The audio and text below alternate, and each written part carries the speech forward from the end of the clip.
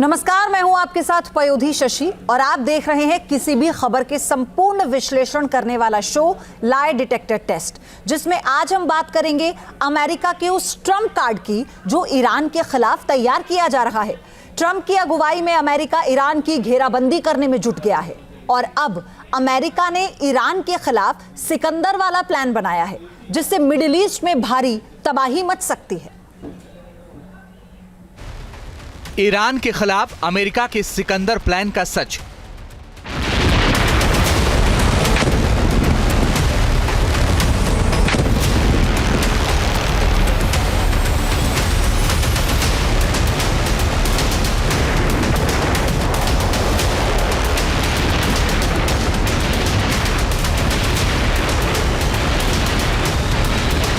Middle east में Iran के तीनों मोहरे लगातार पिट रहे हैं।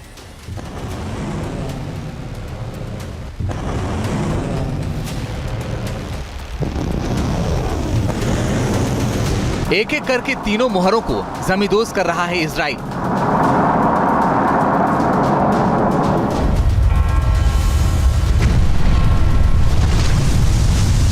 गाजा को इजराइल ने खंडहर में तब्दील कर दिया।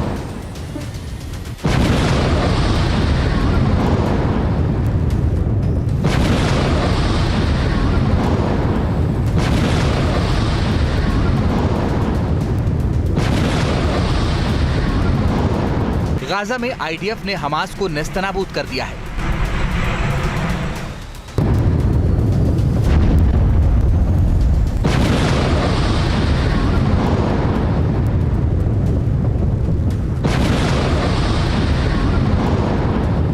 लेबनान में हिजबुल्लाह के आतंकी ठिकाने एक एक करके तबाह हो रहे हैं।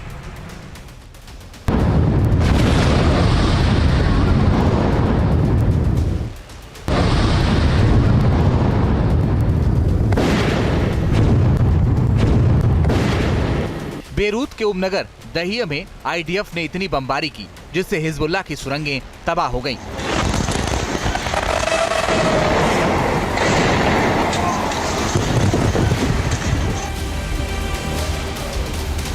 सीरिया में भी ईरान के पिट्ठुओं पर आईडीएफ लगातार अटैक कर रहा है।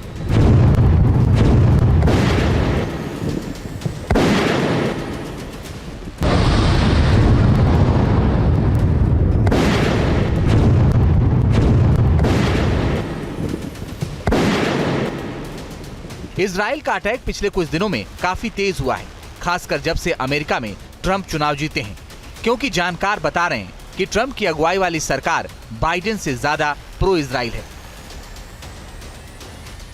मतलब कि इजराइल को पहले से कहीं ज्यादा सपोर्ट मिलेगा। ट्रंप की जो टीम बन रही है उसको देखकर ऐसा लग रहा है कि मिडिल ईस्ट में अमेरिका अपना कंट्रोल पहले से ज्यादा करने की कोशिश करेगा और ईरान पर नकेल लगाने की कोशिश करेगा, जो ट्रंप की नई टीम में भी दिखाई दे रहा है। अमेरिकी राष्ट्रपति चुनाव में जीत के बाद ट्रंप की जो टीम बन रही है उसमें ज्यादातर इजराइल की नीतियों के समर्थक ही लोग हैं।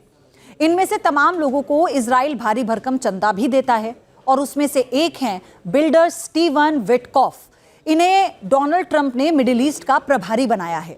विटकॉफ यहूदी समुदाय से आते हैं। उन्होंने चुनाव में व्यापारिक यहूदी समुदाय को ट्रंप के पक्ष में इकट्ठा किया, तो जाहिर है कि ट्रंप सरकार की नीतियां इजराइल के हित में ही होंगी, जिससे ईरान में टेंशन हाई है। ट्रंप के चुनाव जीतने के बाद ईरान पर अब तक का सबसे बड़ा खतरा मंडराने लगा है। अपने सबसे बड़े दुश्मन को सबक सिखाने के लिए ट्रंप ने खतरनाक प्लान बना लिया है।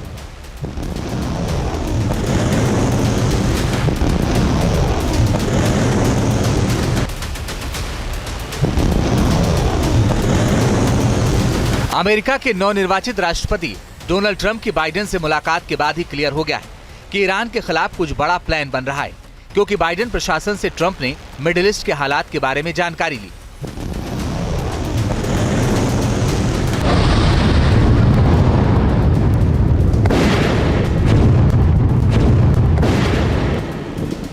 मिडिल ईस्ट में ईरान लगातार अमेरिका की बादशाहत को चुनौती दे रहा है।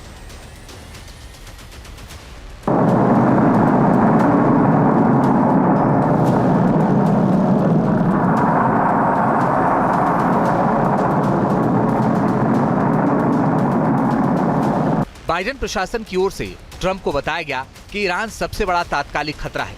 बाइडेन प्रशासन ने मिडिल ईस्ट में ईरान को लेकर आगाह भी किया है।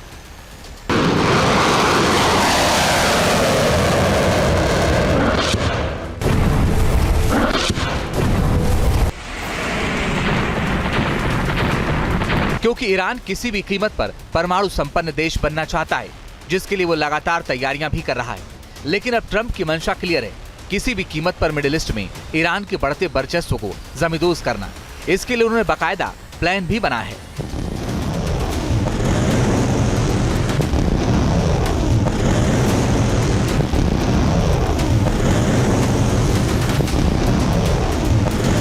ईरान पर दबाव बनाकर ट्रंप अपनी शर्तों के जरिए झुकाना चाहते हैं। ईरान में बगावत भड़काना, ईरान में सत्ता परिवर्तन कर कठपुतली सरकार बनाना, ईरान के न्यूक्लियर ठिकाने तबाह करना, ईरान के प्रॉक्सी संगठनों को खत्म करना, ईरान को आर्थिक रूप से कमजोर करना। डोनाल्ड ट्रंप के खिलाफ फिलहाल ईरान पर हमले करना बेहद मुश्किल है, क्योंकि गाजा युद्ध की वजह से अरब कंट्री में अमेरिका के खिलाफ काफी गुस्सा है। इसलिए माना जा रहा है कि ट्रंप फिलहाल सीधी जंग से बचने के उपायों पर काम करना चाहते हैं। यही वजह है कि डोनाल्ड ट्रंप ने न्यूक्लियर ठिकानों पर हमले की जगह ईरान को अपनी कड़ी शर्तों के जरिए झुकाने का रोड मैप तैयार करने का काम शुरू कर दिया है। ट्रंप ने इस काम का जिम्मा अपने विश्वसनीय और सबसे करीबी एलन मस्क को सौंपा है। ट्रंप ने जिम्मेदारी दी और एलन मस्क काम पर लग गए। न्यूयॉर्क टाइम्स की रिपोर्ट में दावा किया गया कि एलन मस्क और यूनाइटेड नेशन में ईरानी राजदूत आमिर सईद की मुलाकात हुई है। ईरानी राजदूत और मस्क की सीक्रेट मीटिंग न्यूयॉर्क में हुई। दोनों ने करीब 1 घंटे तक बातचीत की। दोनों के बीच ईरान और अमेरिका के बीच तनाव कम करने पर चर्चा हुई। राजदूत ने ईरान पर लगे प्रतिबंध खत्म करने के लिए कहा। दावा है कि मीटिंग के दौरान मस्क ने क्लियर कर दिया कि अमेरिका ईरान को न्यूक्लियर हथियार नहीं बनाने देगा। ट्रंप की शर्तें नहीं मानने पर ईरान पर आर्थिक प्रतिबंध और कड़े किए जाएंगे।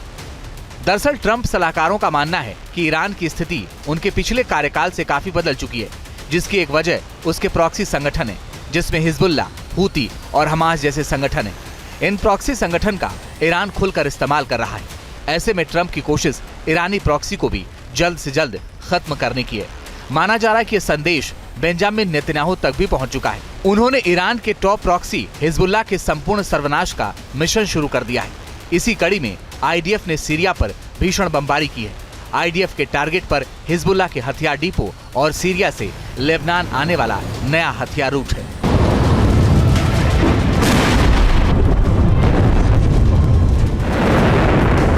अमेरिका का डिफेंस पार्टनर इजराइल लगातार ईरान के मोहरों की कमर तोड़ रहा है।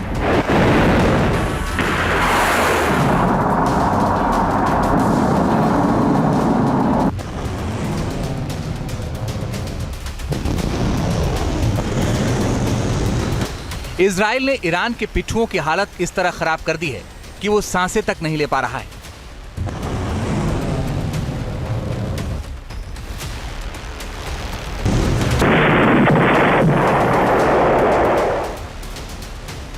और इधर अमेरिका अब आतंकी ऑक्टोपस की लाइफलाइन को काटने पर जुट गया है।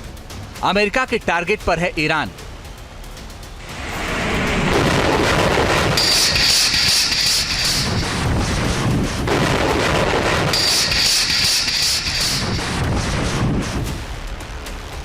अगर आपको हथियार खरीदना है तो उसके लिए पैसा चाहिए। अगर आपको कोई भी जरूरी सामान खरीदना है तो इसके लिए भी पैसा चाहिए। लिहाजा अगर कोई भी मुल्क दुनिया की महाशक्ति बनना चाहता है तो सबसे पहले उसे आर्थिक महाशक्ति बनने की राह पर चलना पड़ेगा। और अगर किसी देश की कमर तोड़नी है तो उसे सामरिक चोट से पहले आर्थिक चोट दो। अमेरिका भी ईरान के लिए यही रणनीति बना रहा है। ट्रंप का प्लान है ईरान को आर्थिक रूप से कमजोर करना। 20 जनवरी को डोनाल्ड ट्रंप अमेरिका के राष्ट्रपति पद की शपथ लेंगे, लेकिन उससे पहले ही ट्रंप ने क्लियर कर दिया है कि वो ईरान को दिवालिया बना देंगे। ट्रंप का प्लान है कि ईरान पर इतना आर्थिक प्रतिबंध लगा दो कि ईरान की सांसें उखड़ने लगें। ईरान में खामेनेई के खिलाफ बगावत के सुर उठने लगे। जब ईरान की जनता रोटी कपड़ा के लिए सड़कों पर होगी तो ईरान में तख्ता पलट किया जा सकता है। ईरान को आर्थिक रूप से कमजोर करने के लिए ट्रंप ने प्लान भी बना लिया है।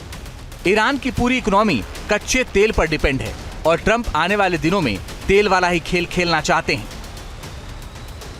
ईरान दुनिया में तेल का 7वां सबसे बड़ा उत्पादक देश है। उत्पादन का करीब आधा तेल निर्यात करता है ईरान। मौजूदा वक्त में ईरान रोजाना करीब 1.5 मिलियन बैरल तेल एक्सपोर्ट करता है। मतलब कि ईरान की पूरी अर्थव्यवस्था तेल पर ही निर्भर है। और जो रिपोर्ट सामने आ रही है उसके मुताबिक ट्रंप ईरान के इसी आर्थिक स्रोत पर चोट पहुंचाना चाहते हैं।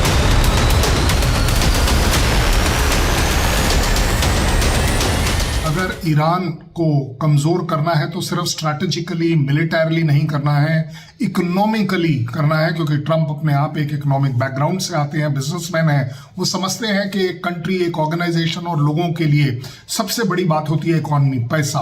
वो चाहेंगे कि ईरान पैसों में वीक पड़े, उसका जो ऑयल ट्रेड है किसी तरह वीक पड़े या टेक ओवर किया जाए या जो भी कह लीजिए बर्बाद हो जाए। इकोनॉमिकली अगर ईरान बर्बाद होता है तो ऑब्वियस बात है कि उसका जो टेररिज्म से रिलेटेड ऑर्गेनाइजेशंस का पूरी दुनिया में जो सपोर्ट वो देता है वो रुक जाएगा, कमजोर पड़ जाएगा। अपने पहले कार्यकाल में ट्रंप एक तरफा रूप से ईरान और पश्चिमी शक्तियों के बीच 2015 के परमाणु समझौते से हट गए और बाद में तेहरान पर फिर से प्रतिबंध लगा दिए। उन्होंने ईरानी कमांडर कासिम सुलेमानी की हत्या का भी आदेश दिया। कासिम सुलेमानी ने ईरानी रिवोल्यूशनरी गार्ड कॉर्प्स की विदेशी ऑपरेशन शाखा कुद्स फोर्स का नेतृत्व किया था। ट्रंप ने अपने 2024 के राष्ट्रपति चुनाव अभियान के दौरान कहा कि अमेरिकी राष्ट्रपति जो बाइडेन की तेल निर्यात प्रतिबंधों को सख्ती से लागू करने की नीति ने वॉशिंगटन को कमजोर किया, जिसका फायदा ईरान को हुआ। लेकिन अब ऐसा नहीं होगा, क्योंकि ट्रंप ने प्लान बना लिया है कि ईरान के तेल वाले खेल को ही डिरेल कर दिया जाए। अब सवाल यह है कि ईरान से कौन कौन से देश तेल खरीदते हैं।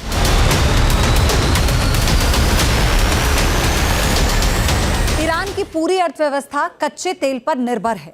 तेल बेचकर ही ईरान मिडिल ईस्ट में अपनी शक्ति दुनिया को दिखाता है।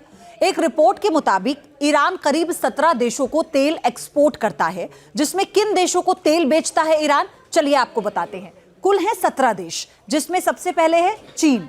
चीन को भी तेल बेचता है, भारत को तेल बेचता है, एक्सपोर्ट करता है, जापान को करता है तेल एक्सपोर्ट, दक्षिण कोरिया को तेल बेचता है, ग्रीस को तेल बेचता है, स्पेन को तेल बेचता है, इटली को तेल बेचता है और यूरोप के कई ऐसे देश हैं जहां पर ये तेल को लेकर अपना व्यापार करता है। ट्रंप के चुनाव जीतने के बाद ईरान भी सजग है। वो जानता है कि ट्रंप सत्ता संभालें उससे पहले ऐसे हालात बना दिए जाएं जिससे बातचीत की टेबल पर बार्गेनिंग पावर कमजोर न हो। ट्रंप किसी भी कीमत पर नहीं चाहते कि ईरान न्यूक्लियर पावर बने।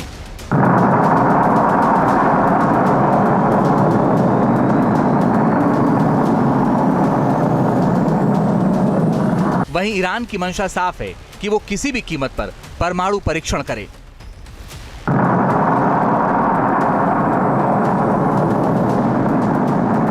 जिससे जब बातचीत की नौबत आए, परमाणु परीक्षण को लेकर बात हो, तब वो परमाणु संपन्न देश बन जाए, जिससे मुद्दा ही खत्म हो जाए। और मिडिल ईस्ट में जो खबरें आ रही हैं वो डरा रही हैं। सवाल यही है कि क्या ईरान ने कर लिया है परमाणु परीक्षण?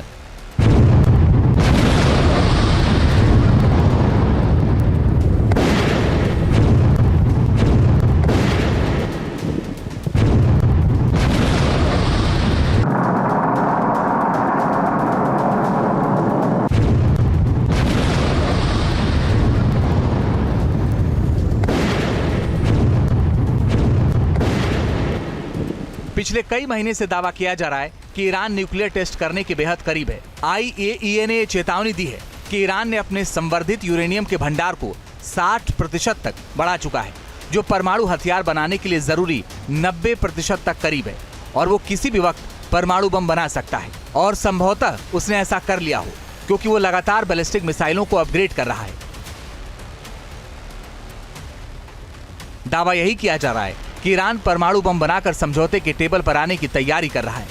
वैसे भी मिडिल ईस्ट में ईरान सबसे ताकतवर मुल्कों में से एक है और मिडिल ईस्ट में इस्लामिक मुल्कों में ईरान को सबसे ताकतवर मुल्क कहा जा सकता है और इजराइल के खिलाफ मोर्चा खोले रहता है।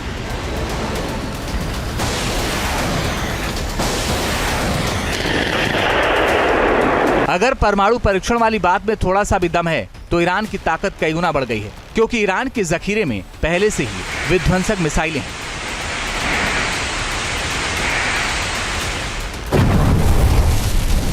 तो ईरान के जखीरे में एक से बढ़कर एक हथियार हैं, लेकिन ईरान को अपनी मिसाइल ताकत पर काफी भरोसा है। इसके दम पर वो मिडिल ईस्ट का बेताज बादशाह बनना चाहता है और मुस्लिम ब्रदरहुड का अगुवा भी बनना चाहता है। ईरान के पास कौन कौन सी मिसाइल है उसे भी आप देख लीजिए। चलिए एक बार बताते हैं आपको ईरान की मिसाइल ताकत क्या है। तो सबसे पहले शहाब 3, इसकी रेंज क्या है? 2000 किलोमीटर इसकी रेंज बताई गई है। इसकी जो स्पीड है वो है 8643 किलोमीटर प्रति घंटा और इसका पेलोड कितना है? 1200 किलोग्राम का इसका पेलोड है। चलिए आगे कद्र की हम बात करते हैं। इस मिसाइल की रेंज है 1950 किलोमीटर। इसकी स्पीड क्या है? इसकी स्पीड है 9000 किलोमीटर प्रति घंटा और इसका जो पेलोड है वो है 650 से लेकर 1000 किलोग्राम तक। आगे बढ़ते हैं। अब हम बात करेंगे खैबर की। इसकी रेंज क्या है? 1450 किलोमीटर। स्पीड क्या है इसकी? 5000 किलोमीटर प्रति घंटा इसकी स्पीड है। अब आगे बढ़ते हैं। अगली मिसाइल की हम बात करेंगे फतह 2, हाइपरसोनिक क्रूज मिसाइल है। रेंज है 1450 किलोमीटर। स्पीड क्या है? 6000 किलोमीटर प्रति घंटा इसकी स्पीड बताई जा रही है। हज की बात करते हैं। हज कासिन, इसकी जो रेंज है ये है 1400 किलोमीटर। स्पीड है 6000 से 15000 किलोमीटर प्रति घंटा। इसका पेलोड कितना है? 500 किलोग्राम इसका पेलोड है। जाहिर है जिस तरह से हालात बन रहे हैं उसे एक बात तो क्लियर है कि 20 जनवरी 2025 के बाद अमेरिका में तो काफी कुछ बदलेगा ही। मिडिल ईस्ट में भी बड़े बदलाव के संकेत मिल रहे हैं। सवाल यही है कि क्या जो काम बाइडेन नहीं कर पाए वो डोनाल्ड ट्रंप करके दिखाएंगे, ईरान को घुटने के बल लाएंगे। Team news nation.